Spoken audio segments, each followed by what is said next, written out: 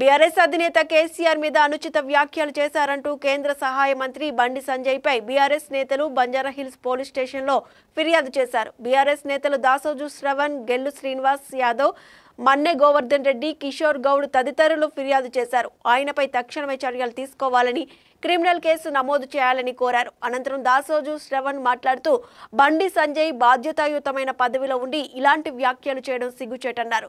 కేసీఆర్ మీద నిరాధార ఆరోపణలు చేశారని ఆగ్రహం వ్యక్తం చేశారు. బండి సంజయ్ పై చెన్నూరు పోలీస్ స్టేషన్లో కూడా ఫిర్యాదు చేశారు. బండి సంజయ్ ఇటీవల ఓ కార్యక్రమంలో మాట్లాడుతూ కేసీఆర్ కు బీదర్లో దొంగ నోట్లు ముద్రించి ప్రింటింగ్ ప్రెస్ ఉందని ఆరోపించారు. అసెంబ్లీ ఎన్నికల్లో నకిలీ నోట్లనే పంచారని సంచలన వ్యాఖ్యలు చేశారు. దీంతో బీఆర్ఎస్ నేతలు బండి సంజయ్ మీద పలుచోట్ల ఫిర్యాదు చేస్తున్నారు.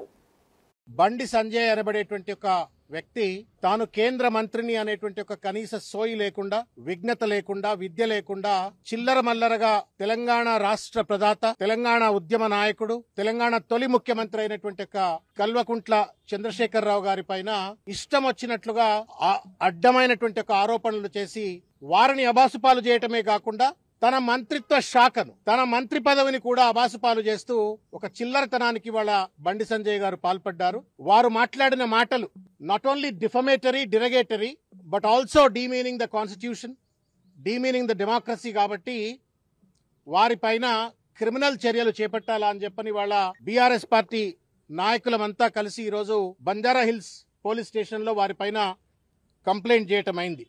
వాడెవడో పోలీస్ ఆఫీసర్ ఆయనకెప్పుడో కలిసి, బండి సంజయ్ కలిసి, కేసీఆర్ గారు బీదర్లో దొంగ నోట్ల ముద్రణ చేసేటువంటి ఒక ప్రింటింగ్ ప్రెస్ ను బీదర్లో నడుపుతా ఉన్నారు. ఆ డబ్బుతోటే తెలంగాణ ఉద్యమాన్ని నడిపినారు. ఆ డబ్బుతోటే 2023 ఎన్నికల్లో ఓటర్లకు పంచినారు అని చెప్పని చిల్లర మల్లరగా బండి సంజయ్ గారు మాట్లాడటమైంది. నేను తెలంగాణ సమాజానికి చేతులెత్తి నమస్కారం చేసి విజ్ఞప్తి చేస్తా ఉన్నాను. 7 సార్లు శాసనసభ్యుడు, 3 సార్లు పార్లమెంటు సభ్యుడు, ఒక డిప్యూటీ స్పీకర్ గా ఉమ్మడి ఆంధ్రప్రదేశ్ శాసనసభకు, తర్వాత కేంద్ర మంత్రిగా, తెలంగాణ తొలి ముఖ్యమంత్రిగా అద్భుతమైనటువంటి ఒక రీతిలో 14 సంవత్సరాల పాటు తెలంగాణ రాష్ట్ర సాధన కోసం ఉద్యమంలో పనిచేసి వచ్చిన తెలంగాణను బాధ్యతాయుతంగా 10 సంవత్సరాల పాటు ముఖ్యమంత్రిగా నిలబడి నిర్దిష్టమైనటువంటి అభివృద్ధిని సాధించినట్టు ఒక మహానాయకుడిని పట్టుకొని నిరాధారమైనటువంటి ఒక అడ్డమైనటువంటి ఒక ఆరోపణలు బండి సంజయ్ గారు చేయటం న్యాయమా?